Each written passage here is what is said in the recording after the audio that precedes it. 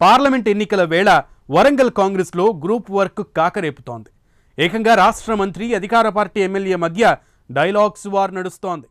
నా గ్రూపో నీ గ్రూపో తేల్చుకుందామని మంత్రి హెచ్చరించడం హీట్ పెంచుతోంది.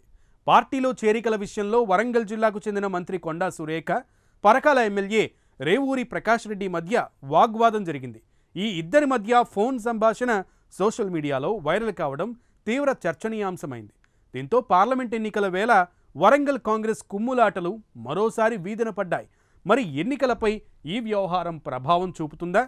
కాకతీయుల ఖిల్లాలో కాంగ్రెస్ జెండా ఎగరవేస్తుందా? Take a look.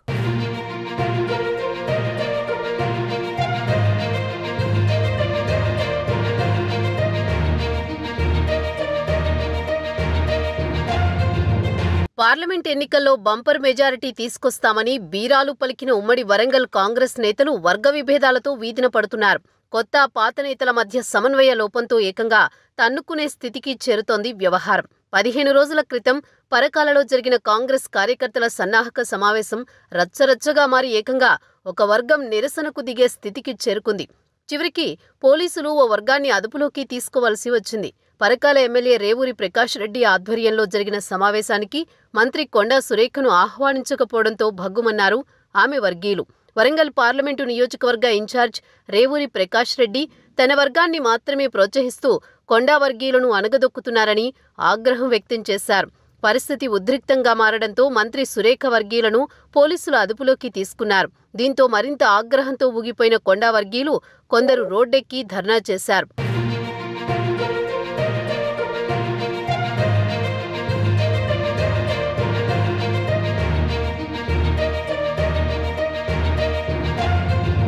పొరుగు నియోజకవర్గం నుంచి పరకాలకు వలస వచ్చినా నమ్మకంతో గెలిపిస్తే రేవూరి తమను తొక్కేస్తున్నాడని ఆరోపిస్తున్నారు కొండా అనుచరులు.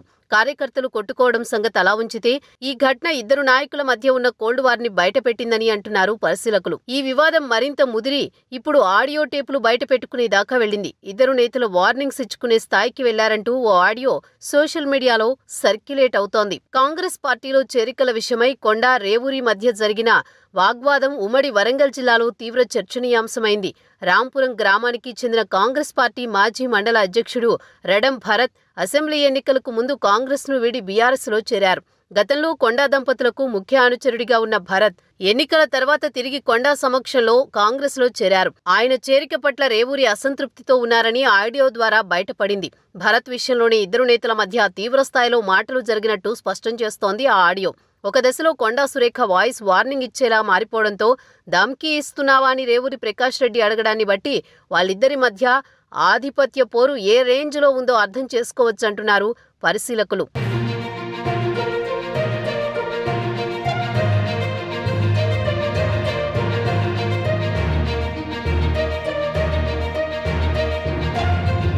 కాంగ్రెస్ అధిష్టానం రేవూరి ప్రకాష్ రెడ్డికి పరకాల టికెట్ ఆఫర్ చేయగానే కొండా దంపతులు విభేదించారు. పరకాల నుంచి తమ కుమార్తెను బరిలో దించేందుకు కొండా దంపతులు చాలా రోజులు ప్రయత్నించినా ఫలితం లేకపోయింది.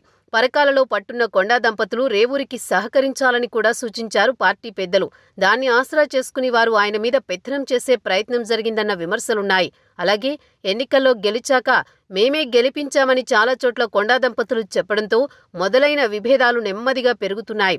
పోలీస్ ట్రాన్స్ఫర్స్లో కొండా దంపతులు పరకాల నియోజకవర్గం పరిధిలో ఇన్వాల్వ్ అవ్వడం మరింత ఆజ్యం పోసింది. తర్వాత క్యాడర్ చేరికలతో మరింత ముదిరిపోయాయి.